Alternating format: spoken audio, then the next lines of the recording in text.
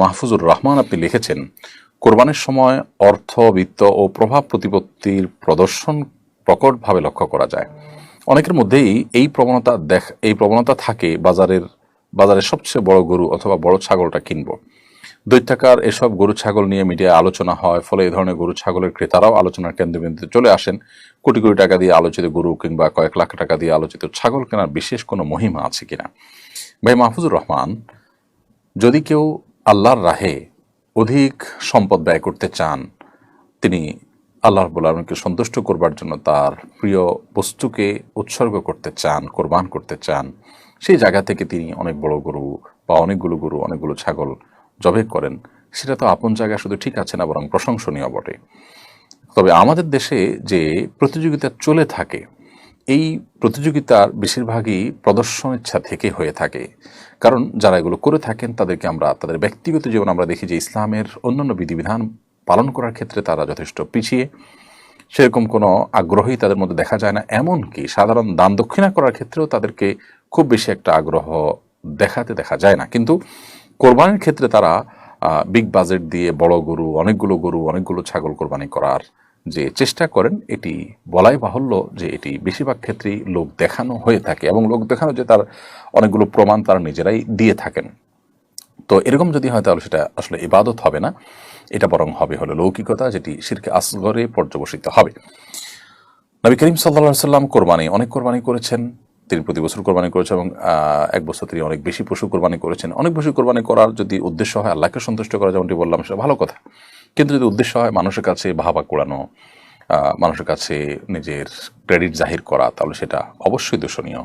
আর একজন মানুষ তিনি তার দৈনন্দিন জীবনে অন্যান্য বিষয়ের ক্ষেত্রে তেমন কোনো আগ্রহ না থাকা সত্ত্বেও যখন এই বিষয়ে খুব বেশি আগ্রহ দেখান, তখন সেটা নিয়ে আমাদের যথেষ্ট সন্দেহ দেখা দেয়, বরং কোনো কোনো সময় এটা পরিষ্কার প্রমাণিত হয় যে আসলে পুরো বিষয়টাই লৌকিকতার খাতিরে হয়ে থাকে। আল্লাহ তাআলা আমাদেরকে হেদায়েত দান করুন, এবং কোরবানির মতো এই ইবাদতকে আমরা যেন কোনোভাবে নষ্ট না করি। আল্লাহ বলেছেন, লা ইয়ানালাল্লাহু লুহুমুহা ওয়ালা দিমাউহা ওয়ালাকিন ইয়ানালুহুত তাকওয়া মিনকুম। তোমাদের গরুর গোশত, তোমাদের কোরবানির গরুর রক্ত কিছু আল্লাহর কাছে পৌঁছে না। কত বড় গরু দিয়ে আপনি করলেন, কত দাম দিয়ে করলেন, এটা আল্লাহর কাছে গুরুত্বপূর্ণ নয়, বরং ওয়ালাকিন ইয়ানালুহুত তাকওয়া মিনকুম। কিন্তু তোমাদের যে তাকওয়া, অন্তর অবস্থিত তাকওয়া, সেটি কিন্তু আল্লাহ তাআলার কাছে ঠিকই পৌঁছে। ঠিক শুধু তাই নয়, নবী করিম সাল্লাল্লাহু আলাইহি ওয়াসাল্লাম একটা হাদিস রয়েছে, তিনি বলেছেন যে ইন্নাল্লাহা লা ইয়ানজুরু ইলা সুওয়ারিকুম ওয়ালাকিন ইয়ানজুরু ইলা কুলুবিকুম ওয়া আমালিকুম। আল্লাহ রাব্বুল আলামিন তোমাদের অন্তর দেখেন এবং আমল দেখেন, তিনি তোমাদের চেহারা, বাহ্যিক চেহারা কিন্তু দেখেন না। সেজন্য আল্লাহ রাব্বুল আলামিনের কাছে যেটি গুরুত্বপূর্ণ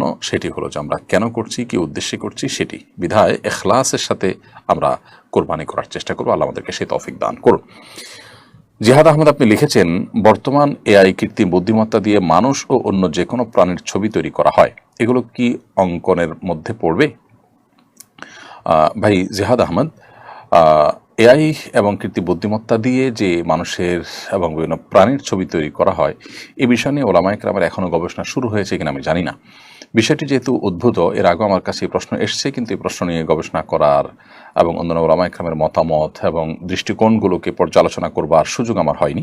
বিধায় এই প্রশ্নটি আমি এড়িয়ে যাচ্ছি। ইনশাআল্লাহ বিদিনিল্লাহ এই বিষয়ে আমরা আরেকটু গবেষণা করে ইনশাআল্লাহ আপনাদেরকে জানাবো। তবে এটি তো ঠিক যে আল্লাহ রাব্বুল আলামিন মানুষের সৃষ্টিকর্তা, কোনো প্রাণীর আকৃতিকেও কৃত্রিমভাবে তৈরি করলে, কোনো মানুষ কোনো প্রাণীর সাথে অবয়ব মিল রেখে তৈরি করলে সেটি হারাম এবং নিষিদ্ধ। এবং এটি কেন নিষিদ্ধ, আমরা আজকাল সব কিছুতে লজিক খুঁজে বেড়াই। সাধারণত এই ধরনের প্রাণী, বিশেষ করে ভাস্কর্য, মূর্তি, প্রতিমা, এগুলোর উপরে শয়তান ভর করে। এটি কোরআন হাদিসের কোনো মানে সরাসরি দেওয়া বক্তব্য নয়, বরং এগুলো বিভিন্ন গবেষণা দ্বারায় প্রমাণিত বিষয় এবং অনেকের গবেষণা মাত্র। কেউ চাইলে সেটাকে অবিশ্বাসও করতে পারেন, কিন্তু এইটুকু নিশ্চিত করে আমরা বলতে পারি যে কোরআন এবং হাদিস যেটি নিষিদ্ধ করা হয়েছে, সেটিতে মানব জাতির জন্য, মুসলমানদের জন্য অকল্যাণ নিশ্চিতভাবে নিহিত আছে। সো আমরা এগুলো থেকে, সন্দেহপূর্ণ বিষয় থেকে যথাসম্ভব দূরে থাকার চেষ্টা করব।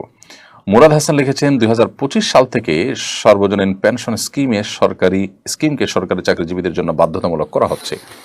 বিষয়টা শরীয়ী দিক নিয়ে আলোচনা করবেন। ভাই মুরাদ হাসান, সর্বজনীন পেনশন স্কিম যেটা আমাদের দেশে চালু করা হয়েছে, আমরা এর আগে একটা আমাদের ফেসবুক স্ট্যাটাসের মাধ্যমে জানিয়েছি যে এটি একটি যুগান্তকারী উদ্যোগ, যে মানুষগুলো চাকরি শেষ করে বৃদ্ধ বয়সে অনেকটা নিঃসঙ্গ হয়ে যান বা অনেক সময় বিপদে পড়েন, তাদের আসলে সার্বজনীন পেনশন স্কিমের মাধ্যমে তাদের পাশে দাঁড়ানো বা তাদেরকে সহায়তা করার যে উদ্যোগ, সেটি পৃথিবীর বিভিন্ন দেশে ছিল, আমাদের দেশে এটা চালু হয়েছে, প্রশংসনীয়। যদি ইসলামের যে মূল স্পিড আছে, ইসলামের যে মৌলিক থিঙ্কিং আছে, সেটা যদি আমাদের সমাজে সর্বত্র প্রতিষ্ঠিত থাকতো বা থাকে, তাহলে সেক্ষেত্রে এগুলোর প্রয়োজন হবে না। কারণ একটা মানুষ তার সন্তান সন্ততি, তার আত্মীয় স্বজনরা তার বৃদ্ধ বয়সে তাকে অনেক বেশি কেয়ার করবেন, যত্ন নেবেন, সেটাই স্বাভাবিক। এবং যত বেশি প্র্যাকটিসিং ফ্যামিলি দেখি আমরা, সমাজ দেখি, সেখানে এগুলো তত বেশি থাকে আমরা জানি, সেখানে আসলে এগুলোর প্রয়োজনই হয় না। কিন্তু বাস্তবতা হলো দিন দিন সেগুলো হারিয়ে যাচ্ছে, যার কারণে এই সমস্ত স্কিমের প্রয়োজন হচ্ছে। তো যাই হোক, অন্যান্য দেশে যেটা অনেক আগে চালু হয়েছে, আমাদের দেশে এখন চালু হওয়াটা প্রশংসনীয়। কিন্তু এই স্কিমের মাধ্যমে যে মানুষকে আপনার পরবর্তীতে মাসে মাসে যে পেনশন দেওয়া হবে, সেটি সুস্পষ্টভাবেই সুদভিত্তিক সিস্টেম, এবং সেটি যে সুদভিত্তিক সেটা একেবারে দিনের আলোর মতো পরিষ্কার। তো যার কারণে এই বিষয়ে আমরা এর আগে বলেছিলাম যে এই স্কিমের মধ্যে যদি একটা সুদমুক্ত স্কিম চালু করা হয়, যেখানে আসলে সরকারের উদ্দেশ্য হাসিল হবে, মানুষের উপকারও হবে, তাহলে সেটি আমাদের এদেশের জনগণের জন্য অধিকতর উপযোগী হবে। বিশেষ করে এদেশের মানুষের মধ্যে সুদের প্রতি ঘৃণা করার মনোভাব রয়েছে অনেক বেশি, যার ফলশ্রুতিতে কনভেনশনাল ব্যাংকগুলো পর্যন্ত কিন্তু সুদী ব্যাংকের বিপরীতে বা সুদী ব্যাংকের পাশাপাশি হলেও, সুদী ব্যাংকিংয়ের পাশাপাশি হলেও ইসলামী ব্যাংকিংয়ের উইং তারা খুলতে বাধ্য হচ্ছে, উইন্ডো খুলতে বাধ্য হচ্ছে। তো এদেশে মানুষের এই সুদের প্রতি যে ঘৃণাবোধ, সেই কারণে এই সার্বজনীন পেনশন স্কিমকে, এটাকে সত্যিকার অর্থে সার্বজনীন করতে হলে অবশ্যই এটাকে সুদমুক্ত যে উইং সেটা খুলতে হবে।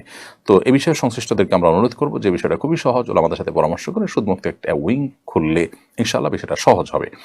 আর তা না হলে বাধ্যতামূলক করে বা অন্য কোনোভাবে যদি আপনি সুদ হারাম এটা মানুষকে গেলানোর চেষ্টা করেন, জনগণ যেটা চায় না সেটা যদি আপনি জোর করে চাপাতে চান, তাহলে সেক্ষেত্রে এটা নিয়ে অস্থিরতা যেমন তৈরি হতে পারে, তেমনিভাবে সমাজের বড় একটা অংশ এই সুবিধা তারা ভোগ করবেন না এবং এটাকে তারা অ্যাভয়েড করবেন, যার ফলে মূল উদ্দেশ্য কিন্তু সাকসেস হবে না, সফল হবে না।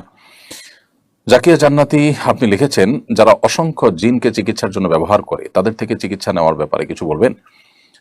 জিনকে বশে রেখে বাধ্য করা এবং তাকে নির্দেশ দিয়ে বিভিন্ন কাজ হাসিল করা, এটি নিষিদ্ধ, যেটাকে ইস্তেআনা বিল জিন বলা হয়ে থাকে। ইস্তেআনা বিল জিনের পরে হাদিসে এবং নবী করিম সাল্লাল্লাহু আলাইহি ওয়াসাল্লামের বহু বক্তব্যে পরিষ্কারভাবে নিষেধাজ্ঞার বিষয়টি আমরা জানতে পারি। বিধায় ইস্তেআনা বিল জিন কোনো অবস্থাতে করা যাবে না, একজন মুসলমান সেটি করবেন না।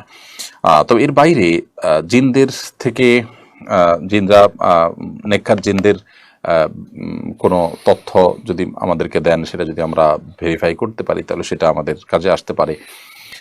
বাট তাদেরকে বশে এনে, তাদেরকে বাধ্য করে, তাদেরকে দিয়ে বিভিন্ন কাজ করানো, সেটা কিন্তু জায়েজ নয়। বিশেষ করে ইস্তেআনাবিল জিন বলা হয়, যেটাকে সাল্লামের যেটি ঘটনা রয়েছে যে তিনি জিনদের বশীভূত করতেন বা তার বশীভূত ছিল, তিনি মসজিদে আকসার জিনদের দিয়ে তৈরি করেছেন। প্রথমত সেটি ছিল সাল্লামের শরীয়তের বিষয়। এক নবীর শরীয়ত কিন্তু অন্য নবীর জন্য প্রযোজ্য হয়। আমাদের নবী সাল্লাল্লাহু আলাইহি ওয়াসাল্লামের যে বক্তব্য রয়েছে, যে হাদিস রয়েছে, সেই হাদিসে একেবারে পরিষ্কার, সেগুলোর আলোকে আসলে জিনদের থেকে সাহায্য প্রার্থনা করা জায়েজ নয়। এর বাইরে আরও এর নানাবিধ ব্যাখ্যা এবং বিশ্লেষণও রয়েছে। আমিনুল হক লিখেছেন, সমকামীদের বাড়ন্ত বেড়েই চলেছে। আজ শুক্রবার রাত 11টায় তারা ঘোষণা দিয়ে ঢাকা শহরে প্রাইড করবে বলে ঘোষণা করেছে। এদের প্রতিরোধে আমাদের করণীয় কি? বা আমিনুল হক, খুবই দুঃখজনক একটি অধ্যায়। আমি জানি না যে আমাদের দেশে সংবিধানে যেখানে সমকামিতা এটি অবৈধ, সেটাকে চালাকি করে, ছলছাতুরি করে, আপনার জেন্ডার ডাইভার্সিটি নাম দিয়ে, আপনার লিঙ্গ বৈচিত্র্য নাম দিয়ে, সেখানে বিভিন্ন বৈচিত্র্যের বিভিন্ন আপনার মতে, বিভিন্ন রুচির আপনার লিঙ্গের মানুষ একত্র করার বিষয় বলতে কি বোঝানো হয়, এটা বোঝার জন্য কারোর পণ্ডিত হওয়ার প্রয়োজন নেই। একজন কিশোর এটা বুঝতে পারেন।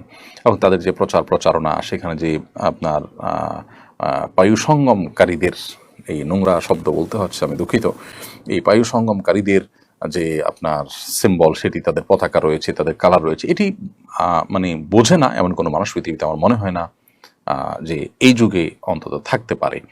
তো এরকম একটি সংবিধান এবং রাষ্ট্রের আইন বিরোধী এবং এদেশের সকল ধর্মের মানুষের চিন্তাধারা পরিপন্থী একটি কাজ প্রকাশ্যে ঘোষণা দিয়ে আজ অনেকদিন ধরে তারা করবে বলে বলে আসছে এবং আজকে 11টা করার কথা রয়েছে। তো এটি আমাদের জন্য খুব দুঃখজনক একটি অধ্যায়, খুবই বেদনাদায়ক একটি অধ্যায়। এদেরকে আইনের আওতায় আনা উচিত এবং বাংলাদেশের প্রচলিত আইনের প্রতি শ্রদ্ধা রেখে তাদেরকে উপযুক্ত শাস্তির মুখোমুখি করা দরকার। এদেরকে যারা নানাভাবে আপনার প্ররোচনা দিয়ে থাকে, নানাভাবে এদেরকে যারা আপনার ফান্ডিং করে থাকে, তাদের মুখোশগুলো মানুষের সামনে তুলে ধরা দরকার। যে সমস্ত এনজিও, যে সমস্ত বিদেশি আপনার দূতাবাস যারা আমাদের দেশটাকে ধ্বংস করবার জন্য নীল নকশা করছে, দেশের সংস্কৃতির বিরুদ্ধে যারা যুদ্ধে নেমে পড়েছে এবং যারা তাদেরকে সাপোর্ট করতেছে অধিকারের নাম দিয়ে। অধিকার শব্দ শুনলেই আমরা দুর্বল হয়ে পড়ি, এই জন্য এই নোংরামুখে তারা অধিকার শব্দের প্রলেপ দিয়ে সমাজে খাওয়ানোর চেষ্টা করছে। তাদের বিরুদ্ধে আমাদের প্রত্যেকটা মানুষকে সোচ্চার হতে হবে এবং কোনোভাবেই এই নোংরামো আমাদের সমাজে চলতে দেওয়া যায় না। আমরা সম্প্রতি একটা ভিডিও দেখেছি যে আমেরিকাতে একজন বাবা তার ছেলে ট্রান্সজেন্ডার হয়ে মেয়ে হয়ে এসেছে, বাবা একটি ওপেন টক শোতে তার সে কি কান্না, তিনি নিজেকে দোষারোপ করছেন তিনি আদর্শ বাবা হতে পারেন যে তার সন্তানটা এভাবে ধ্বংস হয়ে গেছে। তো আমাদের দেশে এরকম পরিস্থিতি যদি আমরা দেখতে না চাই, তাহলে সেক্ষেত্রে আমাদের উচিত হবে এখনই এই সমস্ত অন্যায়, এই সমস্ত অনাচারের বিরুদ্ধে গণপ্রতিরোধ গড়ে তোলা। আল্লাহ তাআলা আমাদেরকে তৌফিক দান করুন। আফরিন মনি আপনি লিখেছেন, দাখিল আলিম পরীক্ষায় কোরআন বা অন্যান্য আরবি বিষয়ের মধ্যে কোরআনের আয়াতের অর্থ দলিল হিসাবে আয়াত লিখতে হয়। মাসিক অবস্থা পরীক্ষা হলে করণীয় কি? কোরআন কারীমের আয়াত স্পর্শ করা, কোরআন স্পর্শ করা নিষেধ, কিন্তু কোনো আয়াত আছে কোনো বই, সে বই স্পর্শ করা যায়। সেই হিসাবে যদি কোরআন আয়াত আপনি লেখেন আলতো করে, তো সেটি জায়েজ হতে পারে। ইসলাম এই আইডি থেকে আপনি লিখেছেন, ছেলে প্রবাস থেকে ভিডিও কলের মাধ্যমে বিবাহ করে, এক্ষেত্রে ছেলে যদি দেশে ফিরে বিয়ের শুদ্ধতার জন্য আবার বিয়ে করতে চায়, সে কি পারবে কিনা? দেখুন, ভিডিও কলের মাধ্যমে বিবাহ করা এটা বিবাহের কোনো সঠিক পদ্ধতি নয়, বরং বিবাহের সঠিক পদ্ধতি হলো যে একজন প্রতিনিধি নিযুক্ত করবেন দেশে, যিনি তার পক্ষ থেকে প্রস্তাব করবেন কিংবা প্রস্তাবে তিনি সম্মতি জ্ঞাপন করবেন এবং সাক্ষীদের উপস্থিতি সেখানে থাকবে। এটাই হলো শরঈ পদ্ধতিতে বিবাহের প্রকৃত নিয়ম। এর বাইরে বিয়ের ব্যাপারে যদি আপনার ভিডিও কলে শুধুমাত্র সেখান থেকে সে প্রস্তাব দেয় বা সম্মতি দেয়, তাহলে সেটা কিন্তু বিবাহ বিশুদ্ধ হওয়ার যে প্রক্রিয়া তার আওতায় পড়বে না। সেই হিসাবে দেশে এসে যদি নতুন করে বিয়ে করেন বা আগের বিয়েটাকে যেহেতু শরিয়ার পদ্ধতি অনুযায়ী হয়নি, সেজন্য নতুন করে বা সম্পূর্ণ পৃথকভাবে বিয়ে করেন, তাহলে সেক্ষেত্রে সেটি জায়েজ নয়, বরং সেটা সঠিক কাজ হবে বা উচিত কাজ হবে। মোহাম্মদ শাওন আপনি লিখেছেন, ব্যাংকে গচ্ছিত টাকায় সুদ এলে সেই টাকা গরিব সন্তান এবং তার স্ত্রীদের দান করা যাবে কিনা? সন্তান সন্ততি যদি ছোট হয়, তাহলে সেটা তো বাবা মার কর্তব্য তাদেরকে লালন পালন করা। আর যদি তারা বড় হয় এবং অভাবী হয়, দুস্থ হয়, এদিকে বাবার টাকা পয়সা আছে, তাহলে সেক্ষেত্রে বাবা তাদেরকে নিজের টাকা পয়সা থেকে, সাধারণ টাকা পয়সা থেকে দেওয়াটাই হলো উচিত এবং কর্তব্য।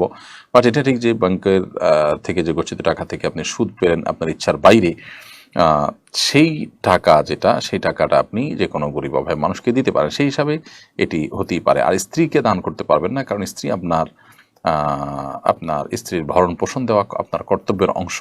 অতএব স্ত্রী আর গরিব থাকছেন না যখন তার ভরণ পোষণের সমস্ত ব্যবস্থা আপনি করেছেন, যার কারণে স্ত্রীর ব্যাপারটি, স্ত্রীকে জাকাত তেমন দেওয়া যাবে না, এ ধরনের খাতের টাকাও দেওয়া যাবে না। তবে হ্যাঁ, অন্য কোনো গরিব অভাবী মানুষ থাকলে তাদেরকে আপনি দিতে পারবেন। এরপর রাশেদ হাসান আপনি লিখেছেন, ঢাকা বিশ্ববিদ্যালয়ে গার্হস্থ্য অর্থনীতি বিভাগে ট্রান্সজেন্ডারদের জন্য বিশেষ কোটা নির্ধারণ করা হয়েছে, বিষয়টাকে আপনি কিভাবে দেখেন? ভাই রাশেদ হাসান, শুধু ঢাকা বিশ্ববিদ্যালয় নয়, বিভিন্ন প্রতিষ্ঠানে ইতোমধ্যে ট্রান্সজেন্ডারদের জন্য বিশেষ কোটা নির্ধারণ করা হয়েছে, যেটা আত্মঘাতী সিদ্ধান্ত। এগুলোর বিরুদ্ধে আমাদের প্রত্যেকটা মানুষের সোচ্চার হতে হবে, আমাদেরকে মুখ খুলতে হবে। আমাদের সমাজটাকে নষ্ট করবার নানা রকমের আয়োজন তারা করে ফেলেছে। শয়তানি এই চক্রান্ত কোনোভাবেই এদেশে চলতে দেওয়া যাবে না। সম্প্রতি একটি ভিডিও ভাইরাল হয়েছে, আপনারা দেখেছেন, আমেরিকাতে একজন বাবা এবং তার সন্তানকে টিভি টক শোতে আনা হয়েছে। সন্তান ছেলে ছিলেন, আস্ত একজন ছেলে, তিনি ট্রান্সজেন্ডার,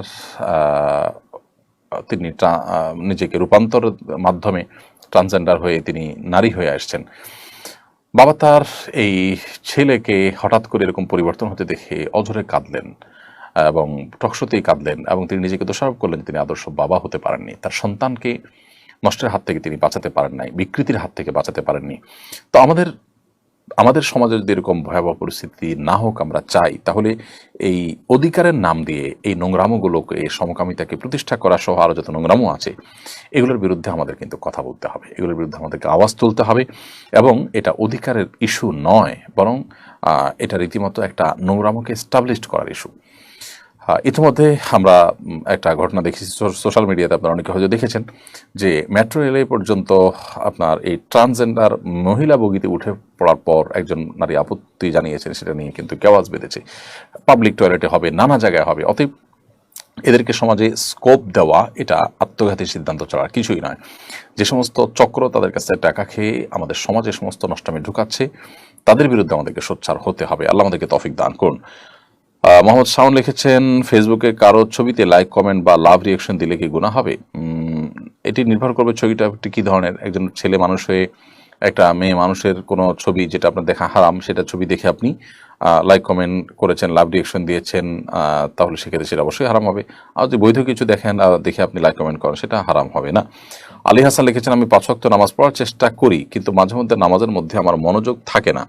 কি করলে পুরোপুরি মনোযোগ থাকবে দয়া করে জানাবেন। ভাই আলী হাসান, নামাজে মনোযোগ সৃষ্টি করবার জন্য প্রথমত নামাজ আমরা যা বলছি সেগুলোকে বোঝার চেষ্টা করব, অর্থগুলো জানার চেষ্টা করব, সূরা কেরাতগুলো, দোয়াগুলোর, এটা আমাদের মনোযোগ সৃষ্টিতে সাহায্য করবে ইনশাআল্লাহ। এর পাশাপাশি নামাজে আমাদের যে সূরা কেরাতগুলো পড়ে থাকি আমরা, সেগুলো অর্থ সহকারে বুঝে পড়ার পাশাপাশি ধীরে ধীরে পড়বো, এবং রুকু, সিজদা, উঠা বসা যত সময় নিয়ে যত ধীরে ধীরে আপনি করবেন, তত বেশি ইনশাআল্লাহ বিদিনিল্লাহ আপনার সালাতে মনোযোগিতা সৃষ্টি হবে ইনশাআল্লাহ তাআলা। সালাতে মনোযোগ সৃষ্টি হওয়ার জন্য আর অনেকগুলো উপায় আছে। একটি আর্টিকেল আমাদের অনলাইনে এখনো আছে, নামাজে মনোযোগ সৃষ্টির 33টি উপায়। এটি শেখ বিন বাজ রাহমাতুল্লাহ, সৌদি আরবের সাবেক গ্র্যান্ড মুফতি, তার একটা লেখার অনুবাদ আমি করেছি, সেটি আছে সোশ্যাল মিডিয়াতে, দেখে নিতে পারেন। শেখ ইব্রাহিম আপনি লিখেছেন, প্রতি বছর চামড়ার দাম নিয়ে একটা ঝামেলা সৃষ্টি হয়। প্রতি বছর চামড়ার দাম ক্রমাগত কমছে, তবে এবছর গত বছরের তুলনায় প্রতি বর্গফুটের 5 টাকা বাড়ানো হয়েছে। বিষয়টাকে কিভাবে দেখেন? চামড়ার দাম এবছর 5 টাকা বৃদ্ধি হওয়া, এটা তো একরকম আমি তামাশা ছাড়া আর কি বলবো। যে বর্গফুট যদি 5 টাকা বাড়ে, তাহলে একটা চামড়াতে মানে দাম বৃদ্ধিতে সেটা কতটা প্রভাব ফেলবে বা কতটাই বা দাম বৃদ্ধি পাবে। তো মুদ্রাস্ফীতির তুলনায় এটা এতটাই কম যে এটা রীতিমতো তামাশা ছাড়া কি বলা যায়। আমাদের দেশে নানা কারণে চামড়ার দাম কমে যাচ্ছে, এবং ইচ্ছাকৃতভাবে একটা চক্র এটি করছে কিনা সেটা নিয়ে নানা রকমের কথা বাজারে প্রচলিত আছে। সংশ্লিষ্ট বিষয় যাদের দেখবার দায়িত্ব, তারা যদি দেখেন, তাহলে এখানে আমাদের কল্যাণ হয়তো নিহিত থাকবে। আল্লাহ তাআলা আমাদেরকে যত রকমের অনাচার আছে এগুলো থেকে বেঁচে থাকার তৌফিক দান করুন। মোহাম্মদ নুরুল ইসলাম আপনি লিখেছেন, কিভাবে পরিবারের মানুষদের ভালোবাসা অর্জন করবে এবং তাদেরকে সৎ উপদেশ দেওয়ার জন্য তাদের উপর প্রভাব বিস্তার করব। প্রথমত, পরিবারের মানুষের কল্যাণকামী হিসাবে নিজেকে আপনি প্রতিষ্ঠা করার চেষ্টা করবেন। দ্বিতীয়ত, আপনার আয় উপার্জন, আপনার ব্যক্তিত্ব, আপনার পার্সোনালিটি, এগুলো সবগুলো পরিবারের উপরে আপনার প্রভাব বৃদ্ধি করতে সহায়তা করবে ইনশাআল্লাহ তাআলা। আর সবচেয়ে বড় প্রভাব আসবে তাকওয়া থেকে। যদি ইখলাস এবং তাকওয়া চর্চা করতে পারি আমরা, তাহলে আশা করা যায় আল্লাহ রাব্বুল আলামিন আমাদের কথার মধ্যে, আমাদের সবকিছুতে তাসির এবং প্রভাব দিবেন, যার ফলে পরিবার কেন অন্যরা সবাই সেই তাসিরে, সেই প্রভাবে প্রভাবিত হবেন। তো সেই চেষ্টা আপনার করা দরকার। বিশেষ করে তরুণদের ক্ষেত্রে আয় উপার্জন করা, কর্মমুখী হওয়া, অলস না হওয়া, এগুলো তার পরিবারের উপর তার প্রভাব ফেলতে অনেক বেশি সহায়ক ভূমিকা রাখে। বিশেষ করে দাওয়াতি কাজে এটি অনেক বেশি কাজে লাগে। মোহাম্মদ নুরুল ইসলাম লিখেছেন, আমি যদি আমাদের দেহের কোনো অঙ্গ আঁকি, যেমন চোখ, পাকস্থলী, ব্রেন, কিডনি, কান ইত্যাদি, সেটা কি হারাম হবে? আপনি করে একটা অঙ্গের ছবি আঁকলেন, সেটা হারাম হবে না, কিন্তু পূর্ণাঙ্গ অবয়ব যখন একটা প্রাণীর তৈরি করবেন, সেটা শুধু হারাম হবে। এমনি নাইম HB এর থেকে আপনি লিখেছেন, আমার আম্মু প্যারালাইজড, তিনি সরাসরি সিজদা দিতে পারেন না, তিনি চেয়ারে বসে খাটে সিজদা দেন। চেয়ার আর খাট সমান উচ্চতার, এতে কি নামাজে কোনো সমস্যা হবে? ভাই নাইম, আপনার মাকে আল্লাহ তাআলা রহম করুন এবং সবরের তৌফিক দান করুন। আমরা দোয়া করি তাকে আল্লাহ তাআলা আরোগ্য দান করুন। আর যিনি অসুস্থতার কারণে সিজদা দিতে পারেন না, তিনি বসে সালাত আদায় করবেন এবং রুকুতে যতটুকু ঝুঁকবেন, সিজদাতে তার চাইতে বেশি ঝুঁকবেন, এটাই যথেষ্ট। অতএব তার কপালটা যদি কোনো সামনে টুল দিয়ে, উঁচু টুল দিয়ে সেখানে রাখেন, এটাতে আসলে তেমন কোনো পার্থক্য তৈরি করবে না, বরং তার জন্য বিধান হলো তিনি রুকুতে আল্লাহু আকবার বলে ঝুঁকবেন, এরপর সামিআল্লাহু হামিদা বলে সোজা হয়ে সিজদার নিয়ত করে একটু বেশি ঝুঁকবেন, বাস এটাই তার সিজদা হিসাবে বিবেচিত হবে ইনশাআল্লাহ তাআলা। নাজমুল হোসেন আপনি লিখেছেন, আমি একজন মালয়েশিয়া প্রবাসী, আমার এখানে আশেপাশে কোনো মসজিদ নেই। আমরা যারা মসজিদে বাংলাদেশি আছি তারা নিজেরা জুমার নামাজ পড়তে পারবো কিনা, জুমার নামাজের শর্তগুলো জানাবেন। অবশ্যই আপনারা জুমার নামাজ পড়তে পারবেন, নিজেদের মধ্যে থেকে যে কোনো একজন ইমামতি করে জুমার নামাজ পড়িয়ে দিবেন, ইনশাআল্লাহ আপনাদের নামাজ হয়ে যাবে। বরং পড়তে পারবেন না, বরং পড়া উচিত এবং কর্তব্য আপনাদের। যদি আশেপাশে কোনো মসজিদ না থাকে, নিজেরা যেখানে আছেন সেখানে জুমার জামাত করবেন। বিশেষ করে লোকালয় যদি থাকে সেখানে আপনি জুমার নামাজ করতে কোনো অসুবিধা নেই। মিসবাহুর রহমান আপনি লিখেছেন, আমাদের দেশের কিছু এলাকায় আরাফার দিন সবাই একত্র হয়ে ইবাদত বন্দেগী করে, বিষয়টা কতটুকু সঙ্গত? আরাফার সঙ্গে সাদৃশ্য তৈরি হওয়ায় তারা কিছু সওয়াব পাবে কিনা? না, আরাফাতের ময়দানে হাজিদেরকে একত্র হতে বলা হয়েছে। এই একই দিনে অন্যান্য জায়গায় একত্র হওয়ার এবং একত্রিত হয়ে সেখানে খুতবার কিংবা আলোচনার কিংবা ঐক্যবদ্ধভাবে দলগতভাবে কোনো ইবাদতবন্দি করার কোনো দীক্ষা শিক্ষা ইসলামে দেওয়া হয়নি। না সেটা নবী করিম সাল্লাল্লাহু আলাইহি ওয়াসাল্লাম দিয়েছেন, না খোলাফায়ে রাশিদিন দিয়েছেন, না সাহাবা ইকরাম দিয়েছেন, না এটি পূর্বসূরীদের মধ্যে ছিল। অতএব এরকম যদি কেউ আরাফাত দিনটাকে সবাই সমবেত হয়ে হাজিদের সাদৃশ্য গ্রহণের চেষ্টা করেন, তাহলে সেটি বিদআতে পরিগণিত হবে এবং সওয়াবের পরিবর্তে সেটি বরং গুনাহ হবে। আরাফাত দিন সম্পর্কে নবী সাল্লাল্লাহু আলাইহি ওয়াসাল্লামের যে নির্দেশনা রয়েছে তার আলোকে আমরা রোজা রাখবো। আরাফাত দিনের যে দোয়া লা ইলাহা ইল্লাল্লাহু ওয়াহদাহু লা শারীকা লাহু লাহুল মুলকু ওয়া লাহুল হামদু ওয়া আলা কুল্লি শাইইন কাদির, সেটা পাঠ করবো। এছাড়া আসলে আরাফের দিন উপলক্ষে আমাদের বিশেষ কোনো করণীয় নেই। আমরা যদি অন্য কোনো বিষয়কে জরুরি বা আবশ্যক বানিয়ে নিই তাহলে সেক্ষেত্রে সেটা সওয়াবের পরিবর্তে কিন্তু গুনাহ হতে পারে। এরিন মাশফি এআইডি থেকে আপনি লিখেছেন, আমি এবং আমার হাজবেন্ড দুজনেই চাকরি করে একটা বিজনেস দেই, যেখানে বিজনেসের মাঝে আমার এবং আমার হাজবেন্ডের দুজনের অর্থ 50% করে, কিন্তু আমার হাজবেন্ড আমাকে কোনো লাভের অংশ দেয় না। আমি তাকে না জানিয়ে যদি কিছু টাকা নেই তাহলে কি আমার গুনাহ হবে?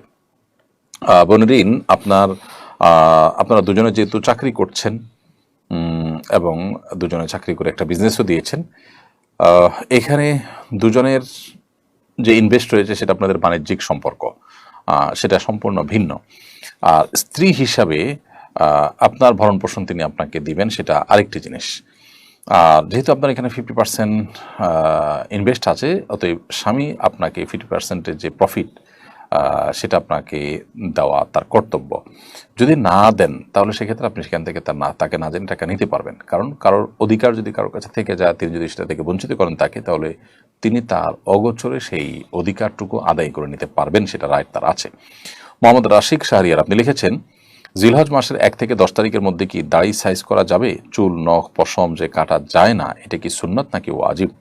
ভাই রাশিক শাহরিয়ার, জিলহজের 1 থেকে 10 তারিখ পর্যন্ত কোনো লোম, কোনো পশম, নখ ইত্যাদি আমরা কাটবো না। সেক্ষেত্রে দাড়িটা এর মধ্যে তো আরও ভালো করে আছে, দাড়িটা কোনো সময় মুসলমানের জন্য কাটা জায়েজ নেই, সেখানে এই 10 দিন তো আরও বেশি সেটি নিষিদ্ধ। তবে এই আমলটা সুন্নাত নাকি ওয়াজিব আপনি জানতে চেয়েছেন, এটি ফোকা হানাফের মতে সুন্নাহ বা মুস্তাহাব আমল, এটি ওয়াজিব আমল নয়, যার কারণে এটি ছুটে গেলে যে গুনাহ হবে ব্যাপারটা সেরকম না। সাজ্জাদ করিম আপনি লিখেছেন, আমার অফিস হতে প্রতি বছর পোশাক ভাতা, শার্ট প্যান্ট ও জুতা ক্রয় ব্যাংক অ্যাকাউন্টে অগ্রিম প্রদান করে। উক্ত ভাতা শার্ট প্যান্ট ও জুতা ক্রয় করা হয়েছে মর্মে ক্যাশ মেমো দ্বারা দেখানো হয়। প্রকৃতপক্ষে উক্ত শার্ট প্যান্ট ও জুতা ক্রয় করা হয় না, এটা কি জায়েজ হবে? মিথ্যা লিখলে ভাউচার, সেটাতে গুনাহ হবে। যদি থোক কোম্পানি দেয় এবং কোম্পানি থেকে বলা থাকে যে এটা দেওয়া আছে, কেউ কিনলে কিনলো, না কিনলে নাই, তাহলে ভিন্ন কথা। কিন্তু যদি কোম্পানি কিনতে বলে, কিনে ভাউচার দিতে বলে, তাহলে আপনাকে কিনতেই হবে। সেটা আপনি ব্যবহার না করতে পারেন, অন্য কাউকে দিয়ে দিতে পারেন, কিন্তু আপনাকে কিনতে হবে। মিথ্যা কথা বললে আপনি লিখতে পারেন না। প্রয়োজনে দোকানদার কাছে কিনে আবার দোকানদারের কাছে ফেরত দিবেন, কিন্তু আপনাকে কিনতে হবে। না হলে ক্যাশ মেমোতে আপনি লিখেছেন এত তারিখে এটা কেনা হয়েছে, এত এটার দাম, এটা না মিথ্যা কথা হবে। ইমানদার জেনে শুনে ঠান্ডা মাথায় মিথ্যা কথা বলতে পারে না। আব্দুল কাদের লিখেছেন, শ্রেণীকক্ষে ছাত্রী হিজাব নেকাব খুলতে বাধ্য করা, ধর্মীয় অনুভূতিতে আঘাত ও ব্যক্তি স্বাধীনতায় হস্তক্ষেপ করার অভিযোগে রাজশাহী বিশ্ববিদ্যালয়ের এক শিক্ষককে গত 12 মার্চ 5 বছরের জন্য সকল একাডেমিক কার্যক্রম থেকে অব্যাহতি দেওয়া হয়। তবে এই শাস্তির 3 মাস না পেরোতেই অধ্যাপক হিসাবে তাকে পদোন্নতি দেওয়া হয়েছে। বিষয়টাকে কিভাবে দেখেন? খুবই গর্হিত এবং জঘন্য একটি দৃষ্টান্ত এটি। এটির ফলে এ ধরনের সমাজে বিশৃঙ্খলা সৃষ্টি করার মতো কাজগুলো এ ধরনের উগ্র মানুষেরা এবং সংকীর্ণ চিন্তার মানুষেরা আরও বেশি করার সাহস পাবে। বিধায় এটির তদন্তমূলক তদন্ত করে এটির ব্যবস্থা গ্রহণ করা, এটির পেছনে যারা আছে তাদেরকে আইনের আওতায় আনা এবং দৃষ্টান্তমূলক শাস্তি দেওয়াটা খুবই জরুরি একটি বিষয়। দেখুন, এভাবে ছোট ছোট বিষয়গুলোই একটা সময় বড় বিষয়ে পরিণত হয় এবং সমাজের মানুষের মধ্যে আস্থার ঘাটতি দেখা দেয়।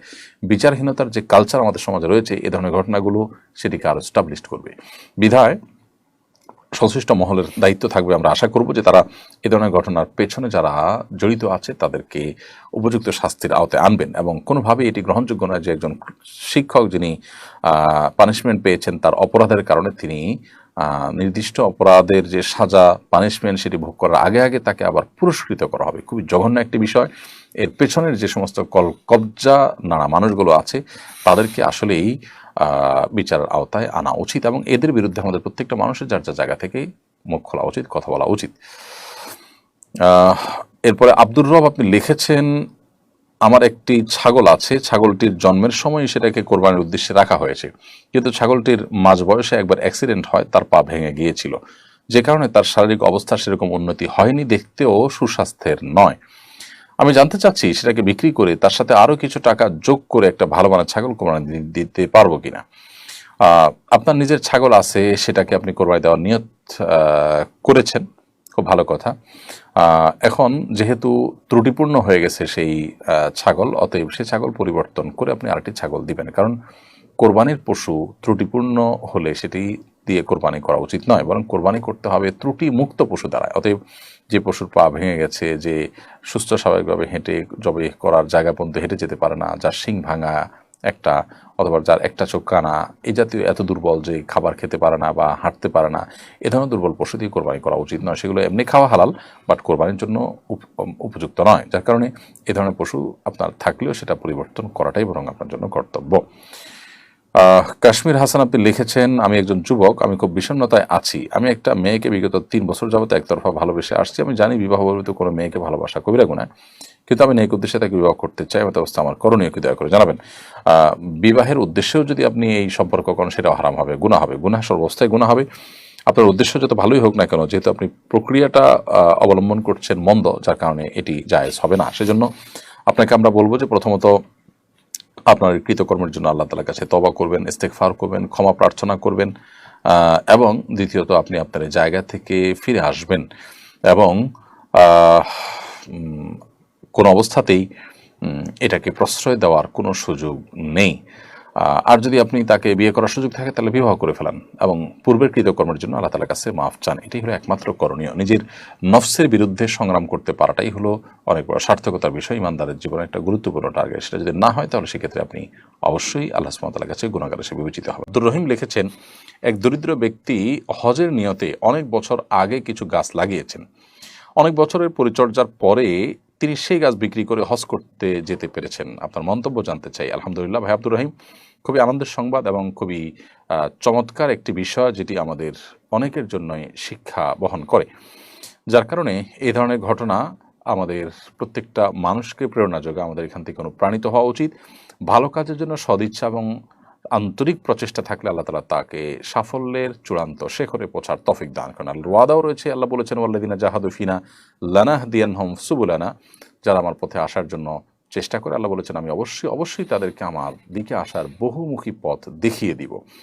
আমরা যারা বাইতুল্লাহ হজ করতে পারিনি, আমরা অর্থের অভাব বা আমাদের সামর্থ্যের অভাব, নানা রকমের অজুহাত দিয়ে থাকি। এই অজুহাতগুলো যে যথার্থ নয়, বরং আমাদের আন্তরিকতা, আন্তরিক প্রচেষ্টা, আমাদের ঐকান্তিক চেষ্টা, আমাদের সার্বিক আপনার সদিচ্ছা এবং নানামুখী উদ্যোগ গ্রহণ করাটা যে কর্তব্য, সেটি আমরা পালন করতে কার্পণ্য করে থাকি। সেটির শিক্ষা আমরা এখান থেকে নেব এবং ভাইটির আল্লাহ তাআলা হজকে কবুল করুন এবং তার মতো বরং তার চেয়ে আরও বেশি আমাদের সবাইকে আল্লাহর ইবাদত বন্দেগীর জন্য আত্মত্যাগ করার তৌফিক দান করুন। আশিক মণ্ডল লিখেছেন, আল্লাহর জন্য আপনাকে ভালোবাসি, আল্লাহ আমাকে আপনার কাছ থেকে বহু কিছু শিখিয়েছেন। আমি সৌদি প্রবাসী, খুব মুসিবতে আছি, আমি এবং আমার পরিবারের জন্য দোয়া করুন। ভাই আশিক মণ্ডল, আল্লাহ তাআলা আপনাকে ভালোবাসুক। আমাদেরকে যারা ভালোবাসছেন আল্লাহ আপনাদেরকে ভালোবাসুন। আপনাদেরকে বলে রাখি যে আমাদের প্রত্যেকটা দোয়া কবুলের জায়গাগুলোতে, সময়গুলোতে আমরা চেষ্টা করি নিজেদের দোয়ার পাশাপাশি আমাদের ফাউন্ডেশনের হিতাকাঙ্ক্ষী, শুভাকাঙ্ক্ষী, আমাদের পেজের ফলোয়ার, আমাদেরকে যারা আল্লাহর জন্য ভালোবাসেন, স্নেহ করেন, এমনকি যারা ঘৃণা করেন আল্লাহর জন্য, তাদের সবার জন্য আমরা আল্লাহ তাআলার কাছে দোয়া নিবেদন করে থাকি। আপনি পেরেশানিতে আছেন শুনে খারাপ লাগলো, আল্লাহ তাআলা আপনাকে আপনার পেরেশানি দূর করে দিন এবং আপনাকে আল্লাহ রাব্বুল আলামিন সব ধরনের মুসিবত থেকে বেরিয়ে আসার তৌফিক দান করুন। এরপরে শারমিন বিথি আপনি লিখেছেন, মেয়েরা কি লোহার, তামার ও সিটি গোল্ডের গহনা পড়তে পারে? মেয়েরা স্বর্ণ এবং রূপার বা আপনার আহ, অন্যান্য যে সমস্ত পাথর ইত্যাদি আছে সে সমস্ত কিছুর গহনা ইত্যাদি তারা পড়তে পারেন। এছাড়া তামা কিংবা লোহা এটা পরা জায়েজ নয়। সিটি গোল্ডে পড়তে পারেন। তামা লোহার ব্যাপারে নবী করিম সাল্লাল্লাহু আলাইহি ওয়াসাল্লাম হাদিসে পরিষ্কার নিষেধাজ্ঞা রয়েছে। জাহান্নামীদেরকে লোহা পরানো হবে, এটা মানুষের শরীরের কোনো অলংকার হওয়া হতে পারে না। নবী সাল্লাল্লাহু আলাইহি ওয়াসাল্লাম সেই জন্য এটাকে নিষেধ করেছেন, জাহান্নামের সাথে সাদৃশ্য যেন না হয়। আর তামার ক্ষেত্রেও হাদিসে নিষেধাজ্ঞা রয়েছে, যার কারণে তামা লোহা এগুলো আমরা ব্যবহার করব না। তবে আমাদের বোনরা সিটি গোল্ড, এমনি সাধারণ স্বর্ণ বা রূপা বা অন্যান্য যে সমস্ত মূল্যবান ধাতব আছে এই লোহা এবং তামা এগুলোর বাইরে সেগুলো পড়তে পারেন। মোহাম্মদ রাকিবুল ইসলাম চাঁদপুরি আপনি লিখেছেন, রাস্তায় কুড়িয়ে পাওয়া স্বর্ণের আংটির মালিক খোঁজ করে না পাওয়া গেলে সে আংটি কি করতে হবে? ভাই রাকিবুল ইসলাম, রাস্তায় স্বর্ণের আংটি পেয়েছেন, মালিক বহুত খোঁজ করেছেন, পাননি। যদি এরকম হয় তাহলে সেক্ষেত্রে শরীয়তে এটার জন্য আপনার যে পরিমাণ খোঁজাখুঁজি করতে হবে সেটা আপনাকে আগে শেষ করতে হবে। আপনি কোনো রকম দায়সারাভাবে খোঁজ করলেই তো হবে না। বিভিন্নভাবে খোঁজ করতে করতে সম্ভাব্য সকল উপায় করেছেন, দীর্ঘদিন করেছেন, কোনোভাবে পাওয়ার সম্ভাবনা নেই। এরকম যদি হয়ে যায় তাহলে সেটা আপনি কোনো গরিব দুঃখীকে দান করে দিতে পারবেন, ওই ব্যক্তির তরফ থেকে যিনি মালিক তার তরফ থেকে, সওয়াবের নিয়তে। আব্দুর রাজাক আপনি লিখেছেন, বর্তমান শিক্ষা কারিকুলামের সমালোচনা করে সোশ্যাল মিডিয়া লেখালেখি করায় কিশোরগঞ্জের এক কলেজ শিক্ষকের পদ অবনমন করা হয়েছে। ডিজিটাল সিকিউরিটি অ্যাক্টে মামলা সহ বিভিন্ন খড়গ নেমে এসেছে তার উপর, বিষয়টা কিভাবে দেখেছেন? ভাই আব্দুর রাজাক, আইনে কি আছে আমি জানি না, আইনের প্রতি শ্রদ্ধা রেখেই বলছি আমি। শৃঙ্খলা, নিয়ম এটা সবার মেনে চলা উচিত, কিন্তু শিক্ষা কারিকুলামে যে ঝামেলা আছে, বিশেষ করে পাঠ্যপুস্তকে যে বিশাল বড় ধরনের সমস্যা তৈরি করেছে দেশের কিছু এনজিও এবং বিদেশি কিছু অ্যাম্বাসির পৃষ্ঠপোষকতা তারা এই কাজগুলো করেছে, এটাও এখন ওপেন সিক্রেট এবং বিষয়টা সরকারের কনসার্নেও আছে আমি যতটুকু জানি। কারণ ইতিমধ্যে আমরা দেখেছি যে এনসিটিভির একজন এই কাজের জন্য অভিযুক্ত ব্যক্তি, যার ব্যাপারে বহু অভিযোগ রয়েছে, অভিযোগের পাহাড় রয়েছে, সকল নষ্টামের মূলে যে কয়েকজন রয়েছে তার মধ্যে তিনি, শ্রী মশিউজ্জামানকে ওএসডি করেছে সরকার। ঠিক এই দিকে একদিকে যখন সরকার এ বিষয়ে পদক্ষেপ নিচ্ছে এবং বিষয়টাকে, এই সমালোচনাটাকে সরকার ইতিবাচকভাবে দেখছে এবং সরকারের ভাবমূর্তি নষ্ট করার জন্য একটা চক্রটি কাজ করেছে, অপরদিকে আবার এটি সমালোচনাকারী একজন শিক্ষকের পদ অবনমন, তার বিরুদ্ধে নানা রকম ব্যবস্থা গ্রহণ, এটা আসলে কখনোই সঙ্গতিপূর্ণ হতে পারে না। বিধায় যারা এই কাজটি করছেন এরা সেই মশিউজ্জামানের মতো অতি উৎসাহী কিনা তারা তাদের ব্যাপারটি আমার মনে হয় খতিয়ে দেখা দরকার। এবং এই ভদ্রলোকের পাশে আমাদের প্রত্যেকটা মানুষের দাঁড়ানো দরকার। সমাজে অন্যায় অনাচারের বিরুদ্ধে যথা নিয়ম মেনে সৌন্দর্যের সাথে সমালোচনা করবে, এটাই তো স্বাভাবিক এবং সেটিকে সাদরে গ্রহণ করা দরকার। তিনি একজন শিক্ষক মানুষ, শিক্ষা কারিকুলামের সমস্যা থাকলে তিনি সে কথা অবশ্যই বলবেন। সেটা বলার কারণে তার উপর খড়গ নেমে আসা কোনোভাবেই গ্রহণযোগ্য হতে পারে না। সুমাইয়া সাদ্দাম এআইডি থেকে আপনি লিখেছেন, আমার সোনা ও রূপা খুব পছন্দ, আমি যদি পরিমাণ মতো বা একটু বেশি সোনা রূপার গহনা বানাই তাহলে কি আমার গুনাহ হবে না? কোনো গুনাহ হবে না। মেয়েদেরকে আল্লাহ রাব্বুল আলামিন সে সুযোগ দিয়েছেন, ইসলাম সে সুযোগ দেওয়া হয়েছে যে মেয়েরা তারা স্বর্ণ রূপা তাদের প্রয়োজন মতো গহনা তৈরি করতে পারবে।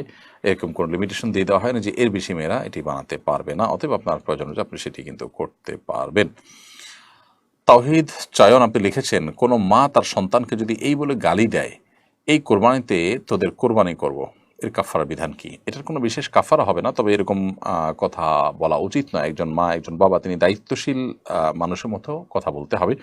সন্তানদেরকে যদি এরকম কোনো কথা বলেন যেটা আসলে বদদোয়ামূলক হয়, তো এটা উচিত নয়। বদদোয়ামূলক কথা বলা এটা কোনো মুসলমানের শান না। নবী করিম সাল্লাল্লাহু আলাইহি ওয়াসাল্লাম বলেছেন যে লাম ইয়াকুনিল মুমিনু লাআনুল্লাহ তাআনুল্লাহ ফাহিশান ওয়ালা ওয়ালা ঈমানদার কখনো ফাহেশ, অশ্লীল উক্তিকারী, বাজে কথা মন্তব্যকারী কিংবা আপনার গালিবাজ এটা হতে পারে না। ঈমানদার লাআন তাআন ফাহেশ হবে না। নবী সাল্লাল্লাহু আলাইহি ওয়াসাল্লাম সেরকম কোনো কাজ করতেন না কখনো। যার কারণে একজন মুসলিম হিসাবে আমাদের উচিত হবে নিজেদের সন্তানদের পরে কখনো মনক্ষুণ্ণ হলেও তাদেরকে এ ধরনের বদদোয়া ইত্যাদি না দেওয়া। তা না হলে কখনো কখনো এরকম বদদোয়া দেওয়া মানুষের স্বভাবে পরিণত হয় এবং সেটি গুনাহের কাজ।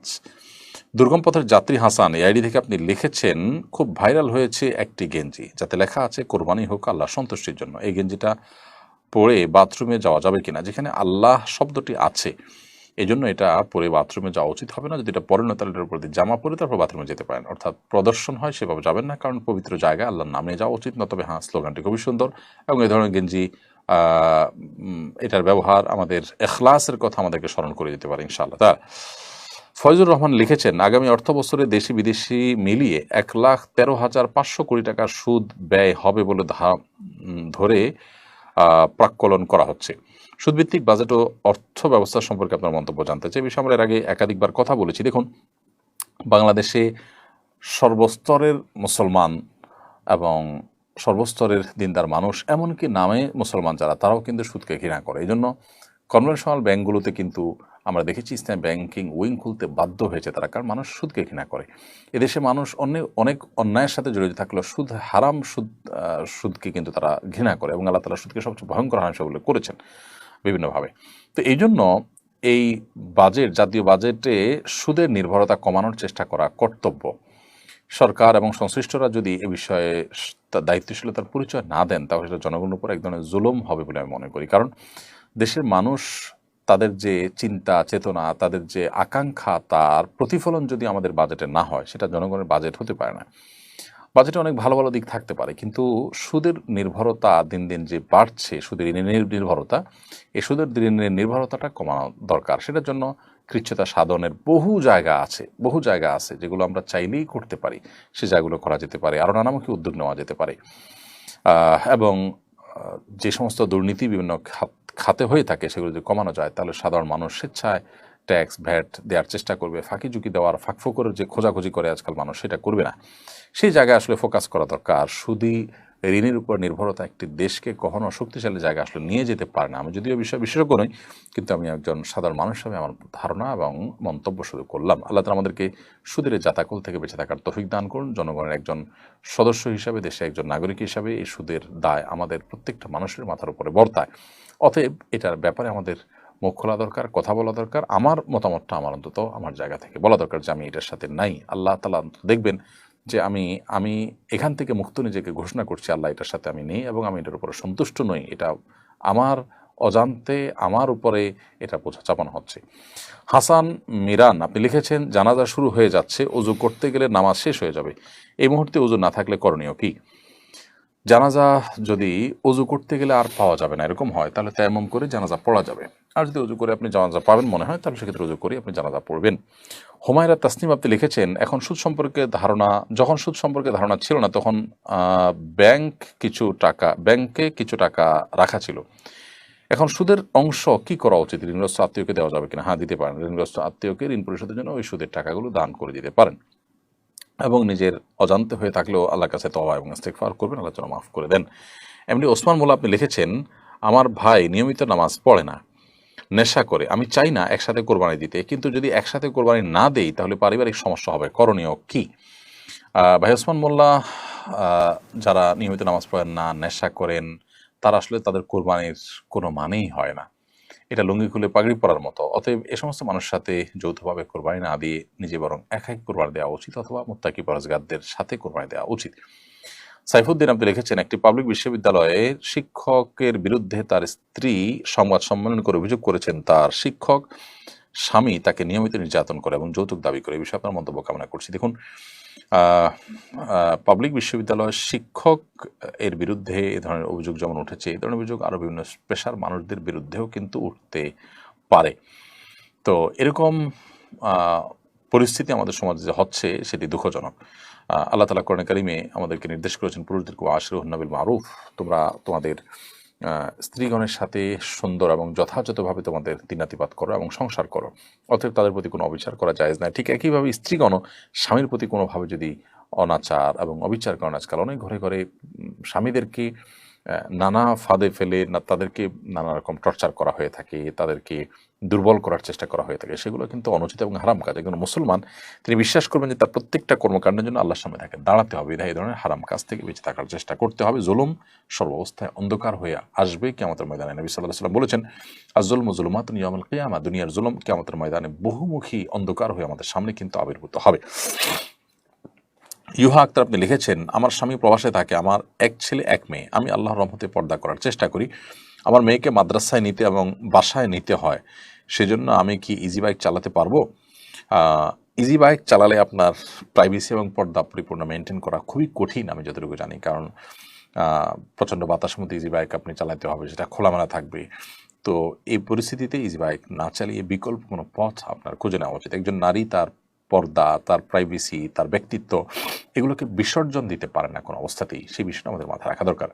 জি এম নুরুজ্জামান গাজী আপনি লিখেছেন, আমরা সারাদিন কাজের ভেতর কোন আমল করবো দয়া করে জানাবেন।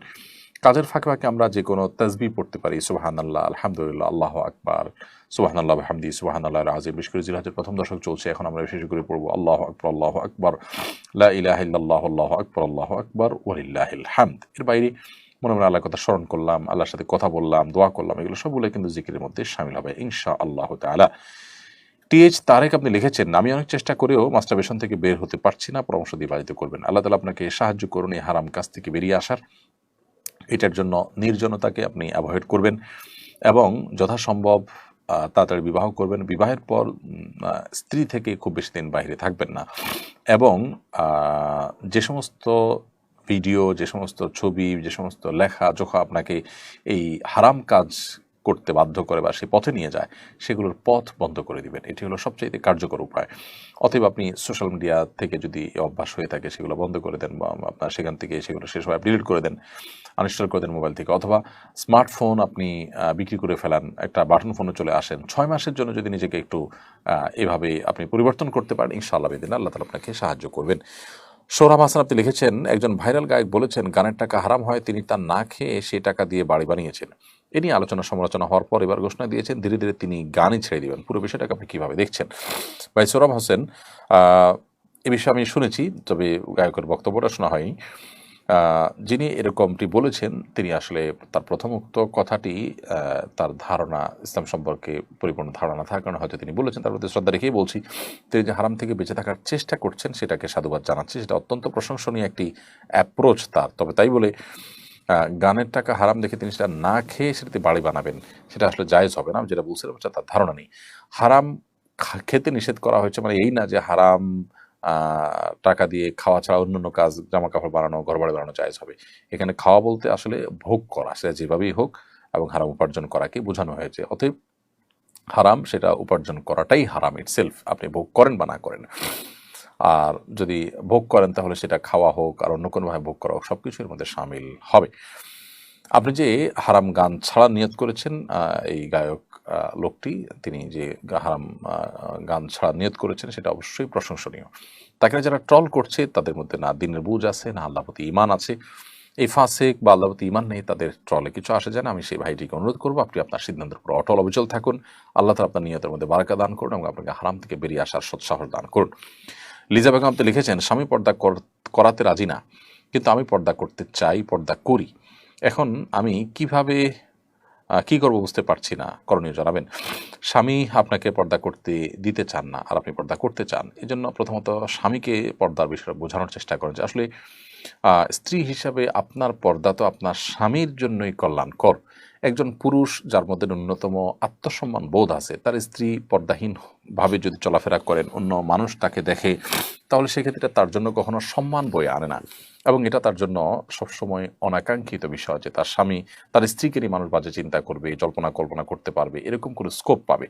সেই জায়গা থেকে স্বামীকে আপনার বোঝানো দরকার এবং যে সমস্ত মানুষদেরকে দিয়ে বোঝালে তাকে বোঝানোটা সহজ হবে, সুন্দর হবে, ইনশাআল্লাহ বিইজনিল্লাহ আপনি তাদেরকে দিয়ে বোঝানোর চেষ্টা করবেন। আশা করা যায় আল্লাহ তাআলা তাকে হেদায়েত দান করবেন। পর্দা সম্পর্কে অনেক ভালো ভালো বই আছে, সেগুলো পড়তে দিতে পারেন। বিশেষ করে আব্দুল্লাহ জাহাঙ্গীর রহমানের একটা বই আছে, পোশাক, পর্দা ও দেহসজ্জা, অঙ্গসজ্জা। এই বইটা আপনি দিতে পারেন তাকে। তিনি যদি এটা পড়েন তাহলে পর্দা সম্পর্কে তার ইতিবাচক ধারণা তৈরি হবে ইনশাআল্লাহ তাআলা।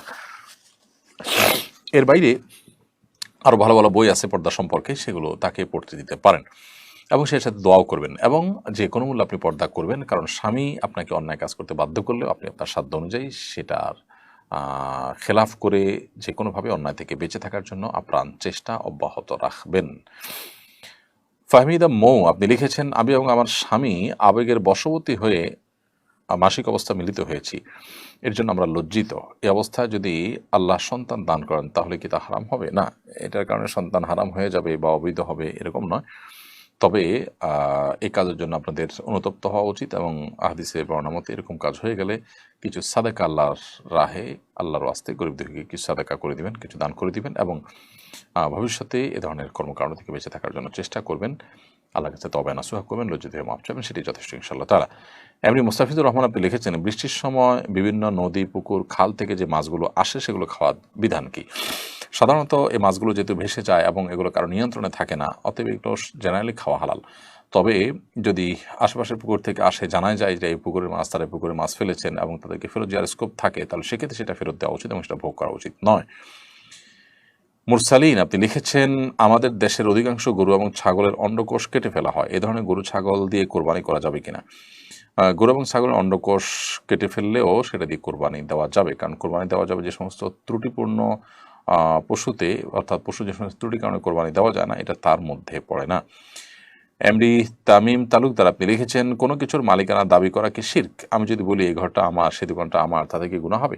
না, এতে গুনাহ হবে না, কারণ কোনো কিছুর মালিকানা দাবি করার মানে হলো রূপকর্থে মালিকানা। চূড়ান্ত মালিকানা আসলে প্রত্যেকটা জিনিসের আল্লাহ রাব্বুল আলামিন। আমরা কেউ আসলে কোনো বস্তুর চূড়ান্ত মালিকানার দাবি করতে পারি না, আর আমরা কেউ চূড়ান্তভাবে কোনো বস্তুর মালিকও নই।